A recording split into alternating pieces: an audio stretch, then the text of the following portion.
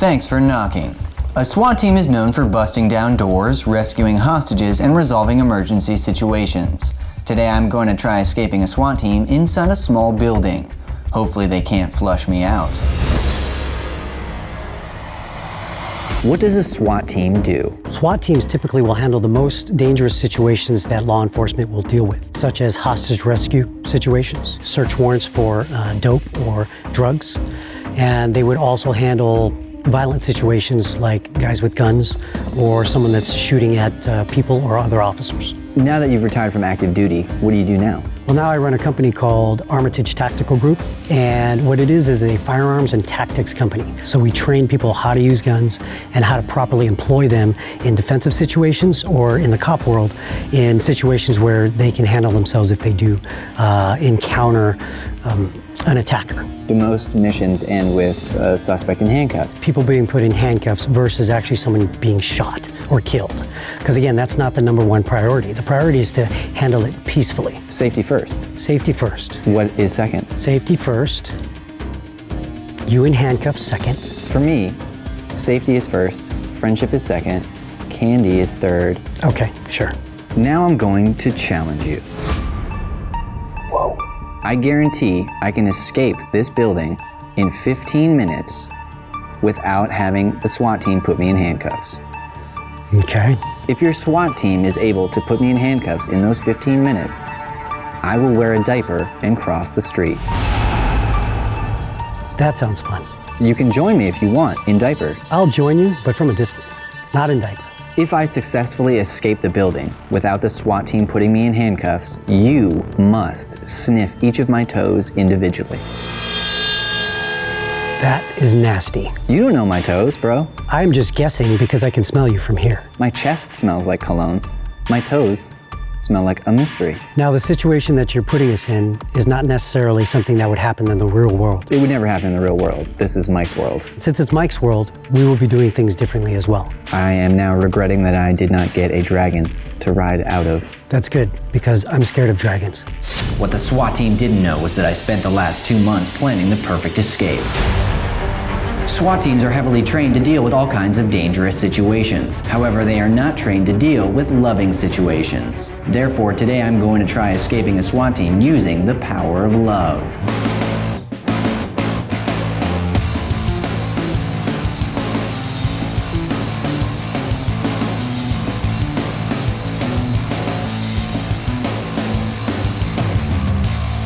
Clint will be leading these 3 currently active SWAT members in my fun little exercise. Keep in mind what they consider a fun little exercise, I consider doing my best not to get my kicked by trained professionals twice my size.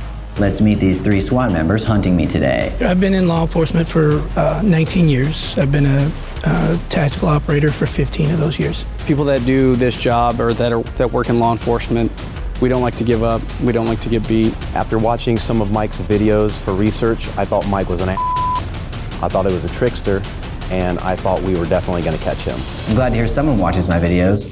Mom.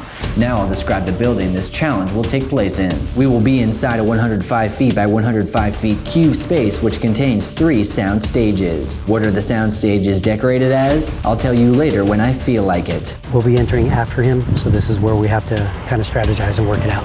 Let's put 2 operators into this first building. Let's sweep a 3rd operator back here and start into this building, and let's try and push him into that corner. Clint and I agreed that I should have a 2-minute head start to hide from the SWAT team.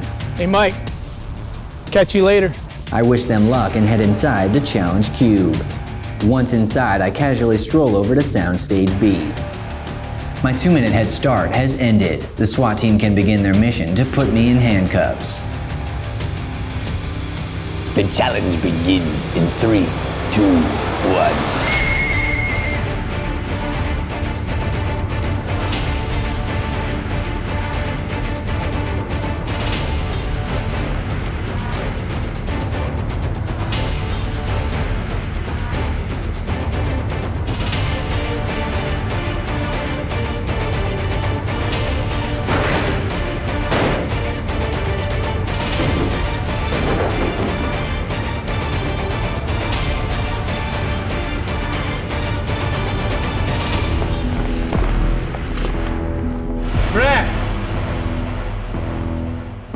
hello there, SWAT team. When I saw the TV with Mike, I was like, oh, this is a little out of the ordinary. Normally we wouldn't have somebody we're looking for leaving us clues in a video. It's about time I told you what's inside this building's 3 sound stages. I decorated the first sound stage as my evil hideout. I set up a large TV with "Play Me" written on it. If anyone follows that instruction on the connected laptop, they will watch a video I recorded of myself in the staircase taunting the SWAT team. Oh, hello there, SWAT team. How lovely of you to join me. If you're looking for my secret hideout, you've come to the right place. I hope you like my decorating style. I made this 2-minute taunting video loop 15 times so it eats up 30 minutes. Remember, the SWAT challenge itself is only 15 minutes long. I wrote several clues to my whereabouts for the SWAT team on fly swatters and hid them around the room. Hopefully they get a good chuckle out of that pun like I did. I had several prop doors set up with signs that read "Kick Me." My goal is to have them kick down the first door, which will bring them to a second door. When they kick down the second door, they will arrive at a third door made of paper. If they kick down that paper door, they would ruin perfectly good paper. Clear. Turned out it was just a distraction. In one corner of this room, I put a bathtub containing a life-size dummy which looks exactly like me. We are identical twins, don't you think? The answer is yes, and if you disagree with me, you owe me $5. I decorated the second sound stage as a kitchen. Have I miniaturized myself down into the shape of a salt and pepper shaker? Not today, Pilgrim. This room is meant to be a giant waste of time.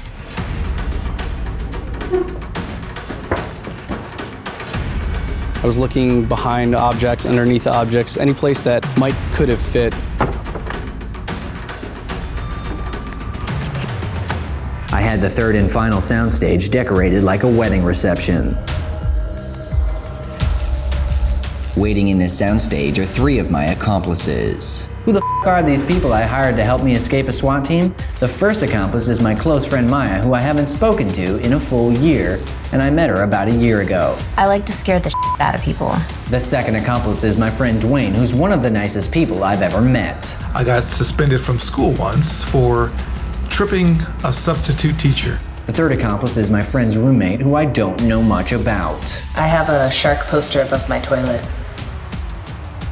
I paid them to hide in this room and put on wedding caterer outfits. I instruct Maya to stand in front of the door holding a fake wedding cake. When the challenge begins, a SWAT member will aggressively burst in the room. The door will hit Maya and she'll drop the wedding cake. This should make the SWAT member feel horrible about ruining the happiest day of someone's life. My art department created a dessert table with a removable top. Underneath is a secret compartment that matches my exact body dimensions, so I can hide inside it. Yes, this resembles a coffin. You can say that I'm dead set on winning this challenge. That's a pun, and it makes me feel ooh so good. My cake-covered coffin table has wheels so my accomplices can push me out of the building. After the SWAT team ruins the wedding cake, the caterers will urgently need to make other arrangements. Therein lies the reason for them to exit the building with the table. My brilliant strategy is to make the SWAT team think they've ruined a wedding.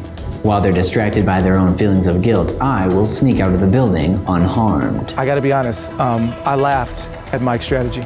He was walking us through, I was like, bro, this is the dumbest thing ever. Mike, they're not gonna be distracted by a table with cakes on it. As time ticks away, the search continues in the evil hideout. We're wasting time watching this video.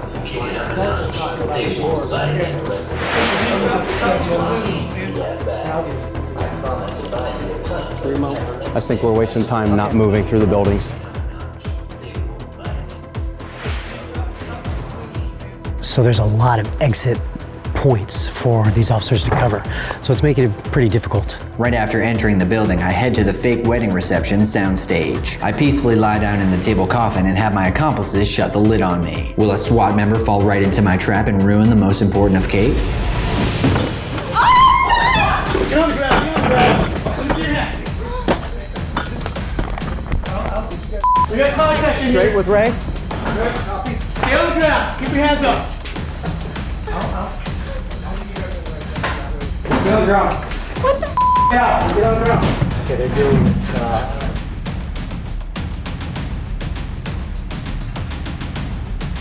That's been cleared. That's been cleared. Clear? And we're clear all the way around. Okay.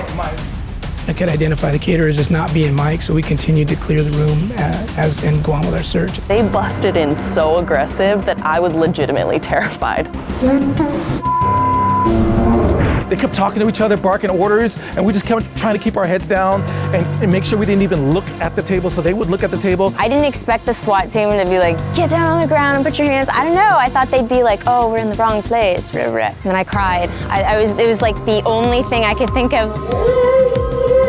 Once this wedding cake destroying SWAT member rejoins his team, I expect him to express his feelings of guilt. My hope is that this guilt and confusion will evolve into a nagging fear of harassing the caterers anymore. That should provide a safe environment for me to escape. Well, if he went up top and out right away, there's nothing we can do about that.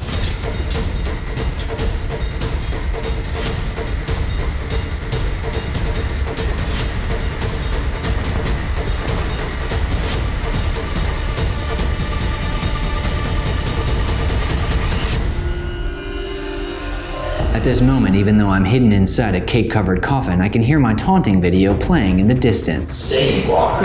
Maybe my SWAT outfit. I can't help but let a creepy smile spread across my face. My plan is working. Time for my final escape. They had all the exits like being watched until the tape played. And when they were watching the tape, they asked everyone to come in the room. And then like at that moment, that was like the only moment we could wheel them out, and they weren't gonna be at the exit waiting for us. My accomplices start wheeling me out of the wedding reception area. They slowly push me through the building. In order to reach the exit, we must pass by the SWAT team. As we were going past, I like saw them and was like, oh my gosh, we're not gonna make it, we're not gonna make it. And I like turned back and we're like really close. Will the SWAT team see the cake-covered table, get suspicious and light it on fire? Will they feel bad for the caterers and let them go? Will they try taking a bite of the fake cakes and crack their teeth open? As we were leaving, I was thinking, please let it work. Because the way they busted through that door, I thought they were gonna just flip the whole table over, knock us all over. I had no idea what they were gonna do.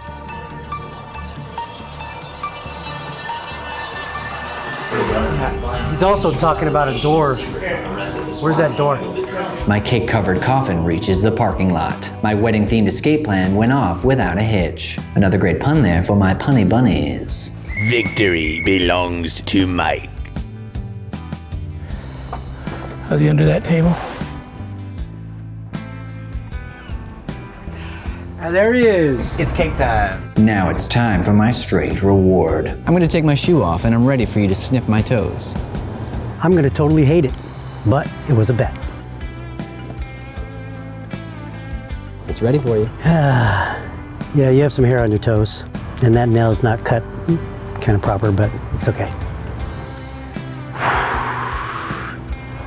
It's nasty.